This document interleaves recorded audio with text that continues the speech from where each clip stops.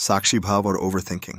क्या आपने कभी ये अनुभव किया है कि आप सोचते रहते हैं बिना रुके, बार बार वही बात, और भीतर कहीं बेचैनी, असमर्थता और थकान छा जाती है? ये सोच की रफ्तार कभी धीमी नहीं होती, बल्कि और तेज होती जाती है। इसे ही हम ओवरथिंकिंग कहते हैं। और क्या आपने कभी शांत होकर अपने भीतर उठते विचारों को सिर्फ देखा है, बिना प्रतिक्रिया के? बस देखा कि सोच आ रही है, जा रही है। यही है साक्षी भाव। आज की इस गहन यात्रा में हम जानेंगे ओवरथिंकिंग और साक्षी भाव का अद्भुत रिश्ता।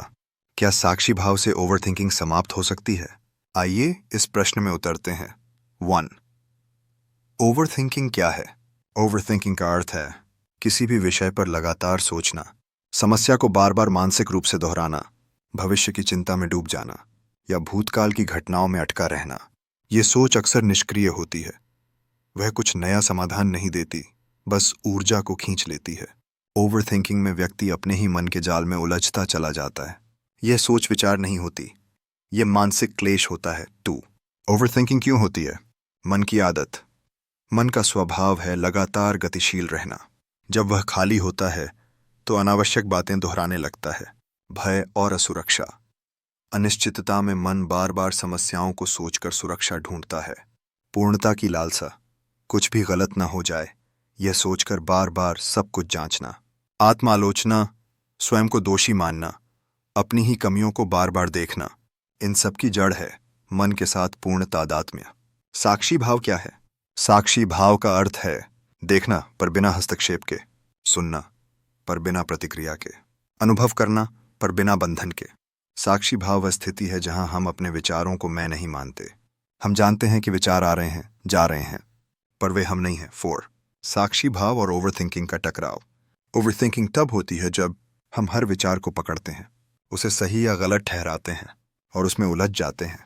जबकि साक्षी भाव कहता है सोच को बस देखो, उसे ना पकड़ो ना रोको, ना तो सही कहो ना गलत। जब आप विचारों को पकड़ना छोड़ते हैं तब वो स्वतः मंद पड़ने लगते हैं। 5. एक सरल प्रयोग। अभी अभी अपनी आंखें बंद करें। मन में जो भी विचार आ रहा है उसे बिना रुके देखें। कोई संवाद, कोई चिंता, कोई छवि, बस देखें, ना रोकें, ना पकड़ें। कुछ देर में आप देखेंगे सोच की तीव्रता धीमी हो रही है। यह वही क्षण है जब साक्षी भाव की ऊर्जा ओवरथिंकिंग को पिघलाने लगती है। साक्षी भाव से क्या बदलता है?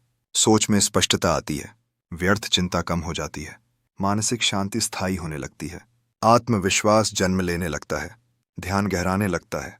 ओवरथिंकिंग से बाहर निकलने का कोई जबरदस्ती का उपाय नहीं है, केवल साक्षी भाव ही उसे शांति में बदल सकता है। अंतिम संदेश भाग 8 के लिए। ओवरथिंकिंग को खत्म करना एक युद्ध नहीं है, यह एक देखने की कला है। और जो व्यक्ति इस देखने में पारंगत हो जाए, उसके लिए विचारों की भीड़ भी एक मौन संगीत बन जाती है।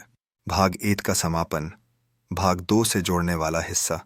क्या आपने कभी गौर किया है कि हम अक्सर विचारों से भागते हैं पर वे पीछा नहीं छोड़ते? हम उन्हें रोकते हैं, वे और तेज हो जाते हैं।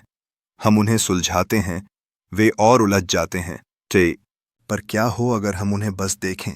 विचार आ रहे हैं, जा रहे हैं, भावनाएं उठ रही हैं, गिर रही हैं, और हम हैं एक मौन दर्शक जो केवल देख रहा है बिना किसी हस्तक्षेप के। यही है साक्षी भाव, वह दिव्य दृष्टि जो हमें ओवरथिंकिंग से परे ले जाती है। अब तक आपने जाना कि ओवरथिंकिंग क्या है, क्यों होती है, और साक्षी भाव कैसे उसके प्रभाव को शांत कर सकता है। लेकिन यह केवल शुरुआत है, क्योंकि ओवरथिंकिंग सिर्फ एक विचार नहीं, एक जाल है जिसकी कई परतें हैं। कुछ परतें डर से बनी हैं, कुछ पश्चाताप से, कुछ परतें स्मृति के पुराने धागों से, तो कुछ हमारी खुद की पहचान से। और जब तक हम इन परतों को देख नहीं पाते, हम उन्हें पार भी नहीं कर सकते। तो अब तक आपने देखा विचार कैसे हमें बांधते हैं, कैसे हम सोचते हैं, समाधान की ओर बढ़ रहे हैं, पर असल में एक ही जगह पर घूम रहे होते हैं बार बार। ओवरथिंकिंग हमें थका देता है, पर उससे भी ज्यादा थका देने वाला है वह भ्रम कि मैं ही अपने विचार हूं। लेकिन जब हम उन्हें बस देखना शुरू करते हैं, बिना जजमेंट के, बिना हस्तक्षेप के, तो वही विचार जो कभी शोर थे धीरे धीरे मौन की सीढ़ियां बन जाते हैं। और यही है साक्षी भाव की शुरुआत। अब इस यात्रा में अगला कदम है विचारों की गहराई में उतरना, उन परतों को पहचानना जो बार बार ओवरथिंकिंग को जन्म देती हैं। अब हम भाग 2 में जानेंगे वो 5 अदृश्य परतें जो ओवरथिंकिंग को जिंदा रखती हैं, और जानेंगे कैसे साक्षी भाव की रोशनी उन परतों को पिघला सकती है। अब तक आपने जाना ओवरथिंकिंग क्या है, उसके पीछे की मानसिक प्रक्रिया क्या है और साक्षी भाव कैसे विचारों को देखकर उन्हें शांत कर सकता है। लेकिन सोच का संसार बहुत गहरा है। ओवरथिंकिंग केवल विचारों का आवेग नहीं है, वह हमारी स्मृतियों, अपेक्षाओं, भय, आत्म छवि और समय की समझ से बनी हुई एक भूल भुलैया है। इस भाग में हम इसी भूल भुलैया में उतरेंगे। 8 ओवरथिंकिंग की 5 गहरी परतें। 8 स्मृति मेमोरी। हर सोच जो बार बार दोहराई जाती है वह स्मृति से पोषण पाती है। कोई बीता हुआ अनुभव, कोई शब्द, कोई घटना बार बार आपके भीतर चलचित्र की तरह चलती है। यह स्मृति आपको वर्तमान से खींचकर भूतकाल में ले जाती है। यही ओवरथिंकिंग की पहली परत है। तो भय, फियर। जो आने वाला है वह अनिश्चित है और इसी अनिश्चितता से भय जन्म लेता है। आप सोचते हैं अगर ऐसा हो गया तो? ये अगर और कहीं ऐसा न हो वाले विचार ओवरथिंकिंग की दूसरी परत हैं। 3 अपेक्षा, एक्सपेक्टेशंस। हम चाहते हैं कि लोग हमें समझें, मानें, सराहें। जब अपेक्षा पूरी नहीं होती तो सोच शुरू हो जाती है, उसने ऐसा क्यों किया? क्या मैं गलत हूं? यह तीसरी परत है। 4 आत्म छवि, सेल्फ इमेज। हम जो सोचते हैं कि हम हैं वही हमारी आत्म छवि है। जब कोई उस छवि के विरुद्ध व्यवहार करता है तो अंदर विचारों की आग लगती है। क्या मेरी इज्जत नहीं है? क्या मैं कमजोर हूं? यह चौथी परत है। 5 समय की भ्रांति, इल्यूजन ऑफ टाइम। ओवरथिंकिंग हमें वर्तमान से हटाकर या तो भूत में ले जाती है या भविष्य में, लेकिन जीवन केवल अब में घटता है। यह अब को खो देने की स्थिति ही 5वीं परत है। 2 साक्षी भाव से विचारों की परतों को देखना। हर विचार एक लहर है और जब आप लहर को पकड़ने की जगह उसे सिर्फ देखना शुरू करते हैं तो वह लहर टूटने लगती है। साक्षी भाव का अर्थ ही है विचारों को पहचानना, पर उनसे चिपकना नहीं। हर परत को देखकर आप उससे ऊपर उठने लगते हैं। स्मृति की परत को देखिए, बिना भावुक हुए। भय को देखिए, उसके पीछे की असुरक्षा को पहचानिए। अपेक्षा को देखिए और जानिए कि यह मन की इच्छा है, जीवन की आवश्यकता नहीं। आत्म छवि को देखिए और पूछिए, क्या मैं सचमुच वही हूं जो मैं सोचता हूं? और समय की भ्रांति को देखिए, क्योंकि जीवन हर क्षण नया है। साक्षी भाव कहता है, देखो, बस देखो। यह देखना ही परिवर्तन है। 3 शरीर और श्वास के साथ ओवरथिंकिंग का संबंध। ओवरथिंकिंग केवल मानसिक प्रक्रिया नहीं है, इसका असर शरीर और श्वास पर भी होता है।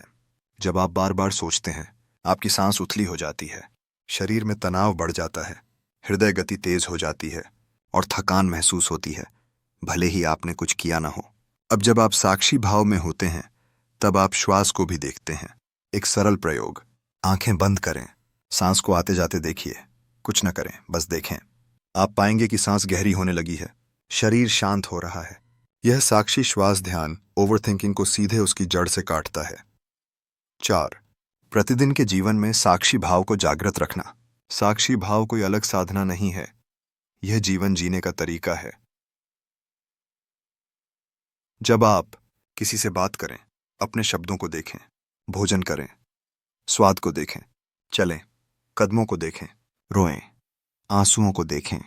हंसें, उस आनंद को देखें। हर स्थिति में आप या तो विचारों में उलझ सकते हैं या फिर साक्षी बन सकते हैं। साक्षी भाव कोई त्याग नहीं है, यह पूर्ण उपस्थिति है।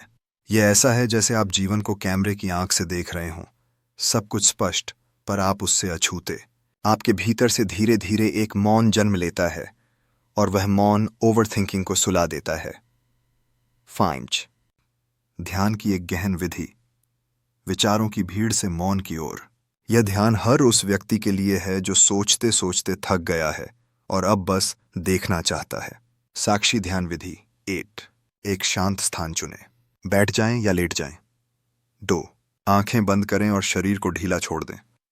3 मन में जो भी विचार आ रहे हों उन्हें बिना रोके देखें। 4 अगर आप देख रहे हैं कि मन कह रहा है, क्या कर रहे हो, इसका क्या फायदा, तो उसे भी देखें।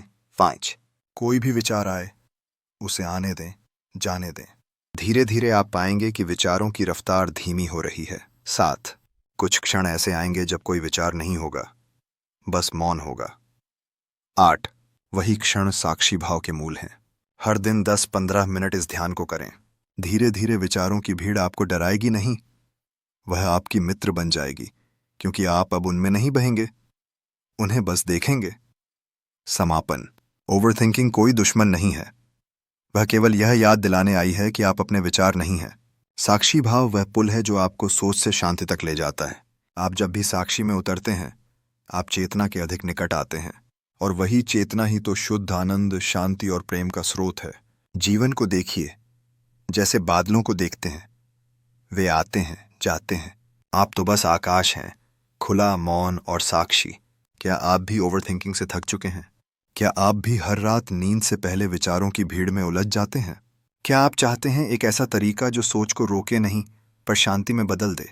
तो आइए इस वीडियो के नीचे कमेंट करें, मैं साक्षी भाव को अपनाना चाहता हूं। और अगर आपने कभी साक्षी भाव में रहने का अनुभव किया है तो कृपया नीचे साझा करें। आपका अनुभव किसी और की जीवन यात्रा में प्रकाश बन सकता है। आपकी कहानी, आपकी सच्चाई किसी और की मुक्ति बन सकती है। धन्यवाद।